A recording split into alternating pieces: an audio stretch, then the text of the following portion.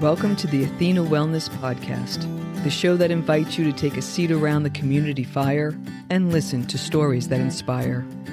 I'm your host, Kathy Robinson, author, coach, and founder of Athena Wellness, a company that's dedicated to supporting you as you create your next chapter, turning life transitions into transformation.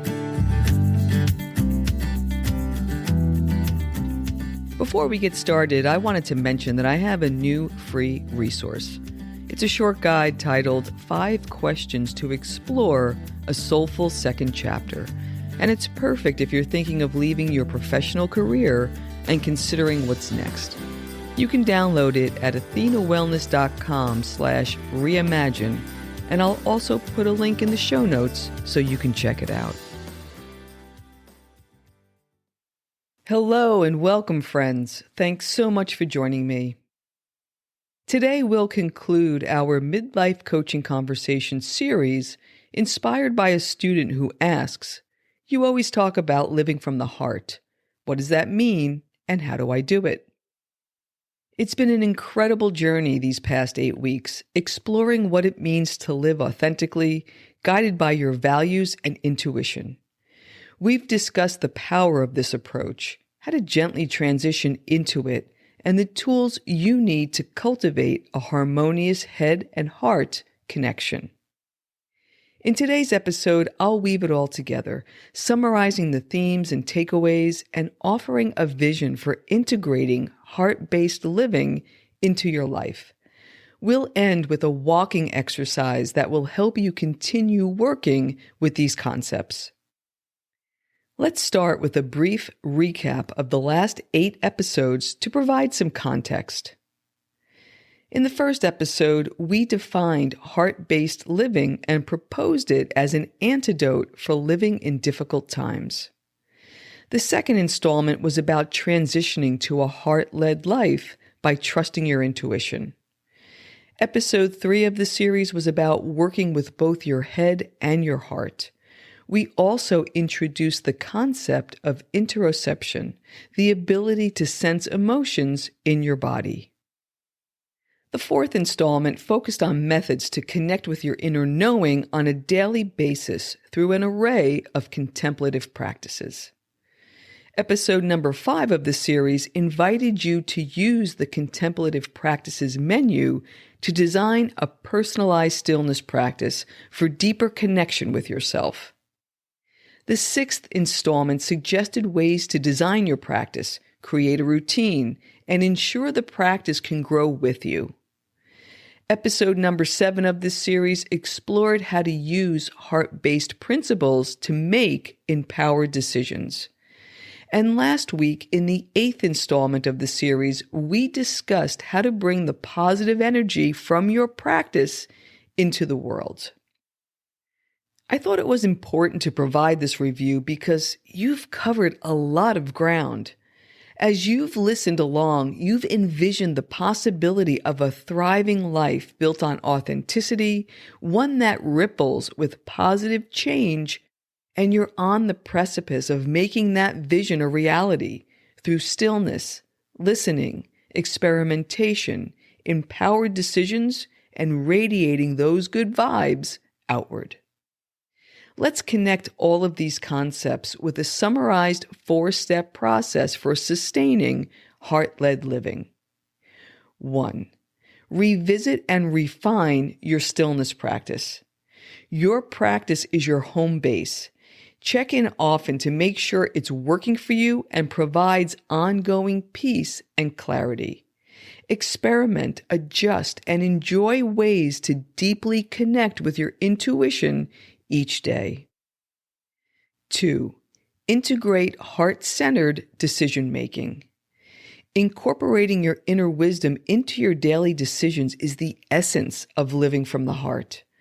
Be mindful of what energizes and conversely, what depletes your energy. That will keep you aligned and on your inner path. 3. Cultivate compassion. It's important to be kind to yourself along the way, but living from the heart extends beyond your own well-being. Start by offering yourself what you need throughout the day and allow that generosity to naturally radiate. And 4, find community. The more you live from your heart, the more you'll find others who are doing the same.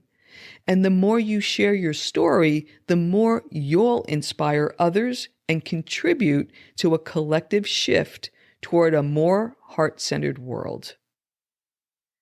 As a bonus and your takeaway for this series, I'd like to leave you with a technique I've worked with for years, adapting and amending it throughout my own journey. It's a mindfulness practice I learned years ago when I attended a weekend retreat hosted by Buddhist monk Thich Nhat Hanh. During that weekend gathering, he led several thousand people in a silent walking meditation around the Beacon Theater in the middle of Manhattan. It was a profound experience. Walking meditation is an effective practice because it combines the mindfulness practice of meditation with the physical activity of walking. The result is a beautiful alchemy of focused attention on the present moment with gentle movement. Here's why it works so well. It eases the busyness. When we sit to meditate, our minds can rebel. But when we move our body in a structured way, it quiets the mental chatter and provides a sense of calm. It also improves mental focus. When you focus on the natural world, you're training yourself to stay present and attentive, which are helpful when problem solving. It manages stress. The repetition of walking and focusing on the natural world in the present moment calms the nervous system. It increases health. When you pay attention to your body through movement and your breath, your physical well-being, including your posture and balance, improves. And lastly, it can spark insight, an often surprising byproduct of the combination of presence, movement, and nature is a sudden burst of inspiration or creative insight. That last point is my favorite. I love getting an unexpected download of insight on my walks, which I couldn't have willed if I tried. It can feel like delightful magic. While I can't guarantee that you'll get a mind-blowing insight, I feel confident in saying that when you walk in this manner, you'll return to your day refreshed and renewed. I should point out that I've westernized the Buddhist walking meditation technique that I practice today. The traditional approach centers on very slow, deliberate steps with a downward gaze and an intent focus on the breath. I call my practice walking with wisdom, and it's meant to connect me to my heart-based inner knowing. Since the walking steps are not as pronounced, it can be done anywhere, from city streets to mountain vistas. I'll outline the Walking with Wisdom exercise for you now, and as you listen, note what resonates and how you might implement this practice into your life. Here we go. Find a place where you can walk comfortably. Take a few breaths. Imagine yourself breathing in through the top of your head. Trace the breath down through your heart and exhale through your feet, connecting with the earth. Set a gentle intention, such as staying present, connecting with your environment, or connecting within. You can even pose a question such as, what does my heart want me to know today? Then set aside expectations and be open to receiving whatever guidance you need along the way. Begin walking at a comfortable pace. Take note of your surroundings through your senses. What sights do you see? What can you hear? Do you feel a breeze or the sun? What scents are in the air? Focusing on these sensory details ground you in the present moment without effort. As you relate with your surroundings, notice how your heart feels. You may feel a sense of peace or ease or expansiveness. It's this connection that activates your inner wisdom and connects it with the wisdom of the natural world. As you walk, note what's capturing your attention. Is it a sound, an animal, a flower, or a tree?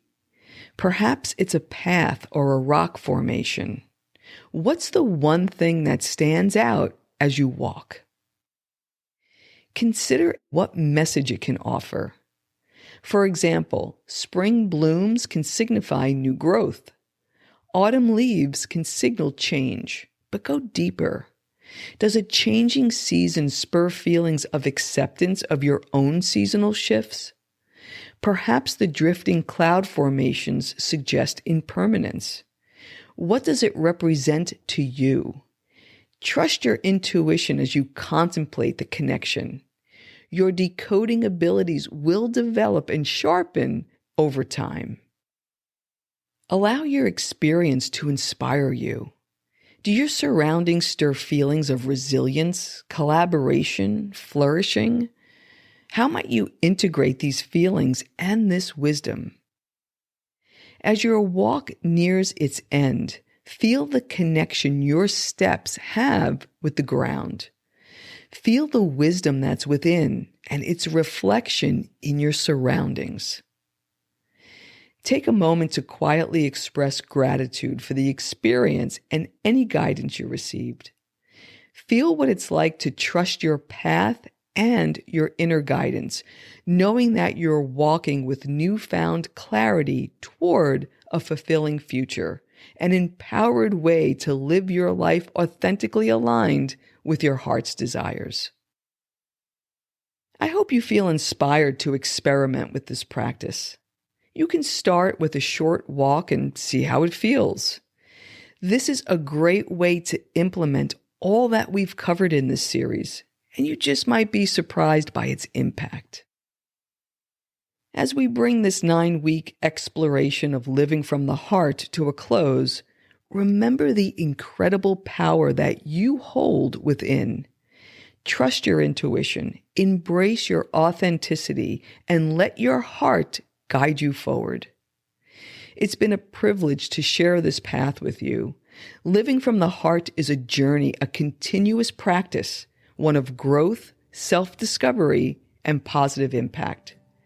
As you become more attuned to your inner guidance through stillness, you'll experience deeper fulfillment and contribute to a brighter future in community. Join me. Let's walk together, one heart-centered step at a time. Thank you so much for joining me today. I know there are many ways you can spend your time. Thank you for choosing to spend it with me. Until our paths cross again, be kind to yourself and show your warrior spirit some love. If you know anyone who could benefit from today's episode, please pass it on. And many thanks for supporting the show by subscribing and leaving a review. It means a lot, and it helps others find their way to our circle. If you'd like to access the show notes, have a question you'd like addressed on a future episode, or would like a transcript of this episode, visit www.athenawellness.com/podcast. Until next time, be well.